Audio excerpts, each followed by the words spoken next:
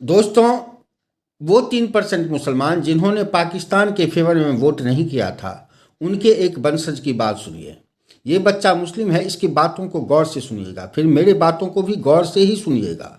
कायरता का तेल चढ़ा है लाचारी की लाठी पर और मुट्ठी भर नाच रहे हैं 1.25 करोड़ की छाती पर। और 1.25 करोड़ की छाती पर कौन नाच रहा है आजकल?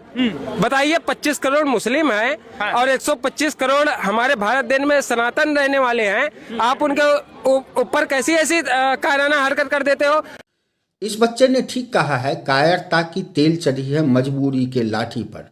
हमारी एक कायरता हो तो बताऊं, लेकिन कुछ कायरता की बात मैं जरूर करूंगा आपको। हमारी कायरता ये है कि हम लग्जरियस लाइफ जीने के लिए, डॉक्टर इंजीनियर अपने बच्चों को बढ़ाने के लिए सिर्फ 2 बच्चे पैदा करते हैं, क्योंकि हमें अपने पौरुष पे यकीन नहीं है कि उन बच्चों को हम खाना खिला पाएंगे, लग्जरियस लाइफ दे पाएंगे या नहीं। और चूंकि कुछ मुट्ठी भर बच्चे इंजीनियर, डॉक्टर, आईएएस, आईपीएस बनते हैं, लेकिन सपने सबके आंखों में है कि भाई हमें तो वही करना है। अरे जिसको करना होगा वो कर लेगा। इसलिए हमारे घर में 2 ही बच्चे हैं और हम सोचते हैं कि इसमें से एक मारा जाएगा, किसी को कुछ हो जाएगा तो क्या होगा। ये हमारी कायरता है। मजबूरी हमारी संस्कृति है, मजबूरी हमारा कल्चर है, मजबूरी हमारी आइडियोलॉजी है। मजबूरी इसलिए है क्योंकि हम किसी को मार नहीं सकते। आत्मे सर्वभूतेषु यः पश्यति सो पंडिता, कि किसी को दर्द होता है तो मुझे भी चोट लगेगा तो ऐसे ही दर्द होता है। ये जो कल्चर हमें सिखाया है, ये हमारी मजबूरी है और ये मजबूरी हमें पसंद है। हमें जो सिखाया गया है कि सब धर्म एक जैसा है, ये तो गलत है, लेकिन ये मजबूरी हमने अपने बच्चों के ऊपर बोझा डाल दिया है।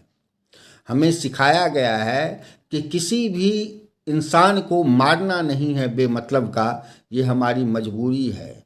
लेकिन हम ये भूल जाते हैं कि हमें ये भी सिखाया गया है कि अगर कोई रावण सीता को उठा के ले जाए तो उसको सर्वनाश करना हमारा कर्तव्य हो जाता है।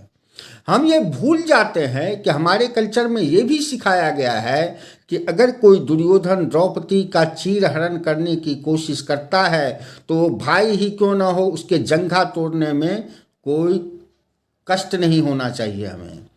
हमारा कल्चर ये भी सिखाता है कि जिस हाथ से दुशासन किसी द्रौपदी का साड़ी खींचने की कोशिश करे, उसके सीने को चीर के लहू पीना कोई बुरी बात नहीं है। वीडियो लंबी हो जाएगी।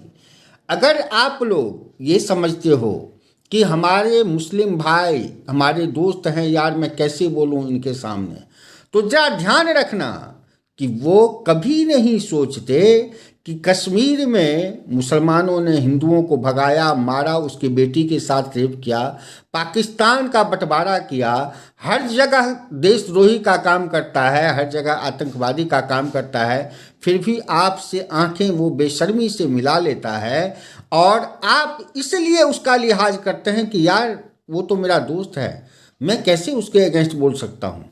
अगर तुम्हारा दोस्त है, तुम्हारा स्टूडेंट है, तुम्हारा भाई है, तुम्हारा कोई भी है मुसलमान और तुम उससे प्यार करते हो तो सच बोलो, क्योंकि डॉक्टर कड़वी दवाई जरूर देता है लेकिन पेशेंट को ठीक करने के लिए देता है। अगर तुम सच नहीं बोलोगे तो यहाँ पर 100% मुस्लिम राष्ट्र होगा और जब मुस्लिम राष्ट्र होगा तो वो जो तुम्हारा दोस्त है ना, वो किसी भी कैटेगरी का हो, मारा जाएगा किसी दूसरे कैटेगरी के द्वारा। उसका जनरेशन आगे नहीं बढ़ पाएगा। इसलिए अपने दोस्त के आंखों में आंखें डाल के सच बोलो। हमारे हजारों मुस्लिम स्टूडेंट्स हैं, हमारे सैकड़ों दोस्त हैं मुसलमान, और मैं जानता हूँ कि उनमें से 100% नहीं तो 99% हमसे नाराज हैं।